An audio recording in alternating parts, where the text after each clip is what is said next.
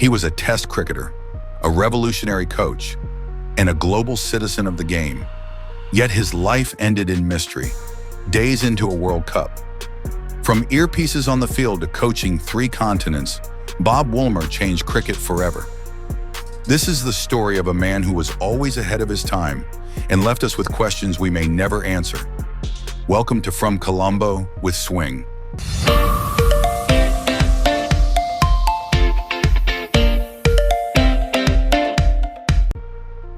Bob Woolmer's story is not just about cricket. It's about a life that spanned continents, born in one, played in another, coached in a third, and passed away in yet another. His journey is one of dedication, innovation, and an undying love for the sport.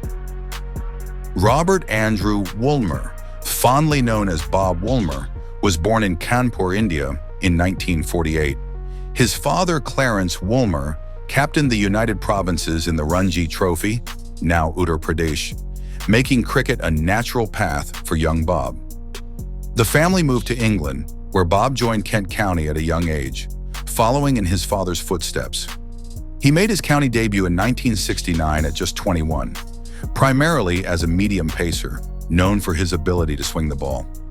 Even while playing, Woolmer was already preparing for life beyond the pitch, studying coaching techniques and eventually opening his own cricket academy, becoming one of the youngest to do so at the time.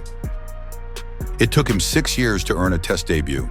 A hat trick for MCC against Australia in 1975 finally opened the door. In his debut Test, he made solid contributions with the bats scoring 33 and 31 in respective innings. In addition, claimed the wicket of Ross Edwards, who was on 99. But it wasn't enough to keep his place. He returned for the 4th Test of the same series and scored a brilliant century, proving his worth. All 3 of his Test centuries would eventually come against Australia, showcasing his flair for rising to the big occasion. Woolmer's international career took a detour with his involvement in Kerry Packer's World Series cricket, limiting his Test appearances. Yet he remained a key figure for Kent, helping them clinch the county championship in Benson and Hedges Cup in 1978. He was named a Wisden Cricketer of the Year in 1976. A brief return to the England Test side in 1980-81 didn't yield the same success, and his choice to join the Rebel Tour to apartheid-era South Africa in 1982 effectively ended his international career. Woolmer retired in 1984 with 1,059 Test runs at an average of 33 and 13 wickets. At domestic level, he was prolific, 15,000-plus first-class runs, 34 centuries, 203 wickets, and impressive List A stats with over 4,000 runs and 374 wickets at an average of 20.64. That ended Chapter 1. But the next phase, his coaching career, was where Woolmer truly became a cricketing icon. Settling in South Africa, he began coaching at high school level and then joined Avondale Cricket Club in Cape Town, transforming it into a consistent talent factory. In 1987, he returned to England, took charge of Kent's second 11, and by 1991 became coach of Warwickshire, where he led the club to multiple titles. It was at Warwickshire that he witnessed Brian Lara's record-breaking 501 in 1994, surpassing Hanif Mohammed's 499, a knock Woolmer also witnessed as a teenager in Karachi in 1958. What are the odds of witnessing both innings in a lifetime? His success at domestic level earned him the role of South Africa's head coach in 1994, during their return to international cricket post-isolation. He inherited a team brimming with talent, but lacking direction and global experience. Woolmer's approach was revolutionary. He embraced technology, psychology, and tactical innovation.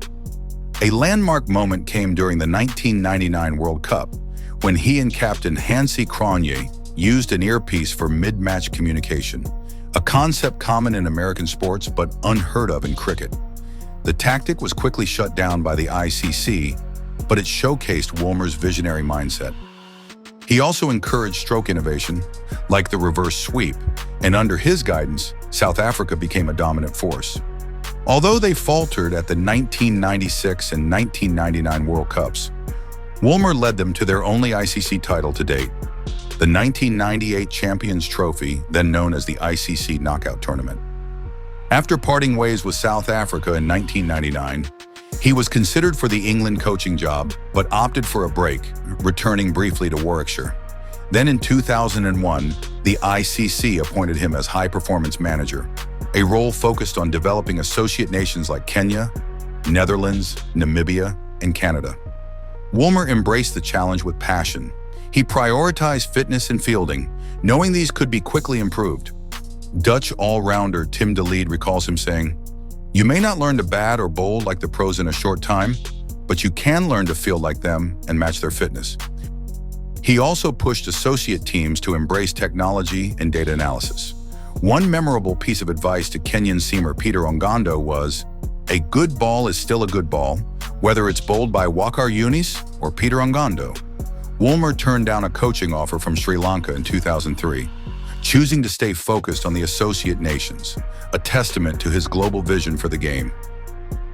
In 2005, he returned to the spotlight as coach of Pakistan, leading them to Test Series victories against England, India, and Sri Lanka. But his tenure was not without controversy. During the 2006 England tour, a ball tampering allegation caused some controversy. Further, a past incident similar to that from 1997 resurfaced, but Woolmer denied any involvement. Then came the 2007 World Cup, a nightmare for Pakistan. On March 18, 2007, just a day after a shock defeat to Ireland, Woolmer was found dead in his hotel room. What followed was a storm of conflicting reports, theories of strangulation, natural causes, and alleged links to match fixing.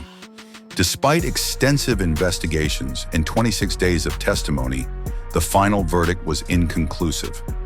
The mystery of his death, much like the sport's darker shadows, remains unresolved. Some even draw eerie parallels to Hansi Cronje, who also died young in a plane crash, surrounded by controversy.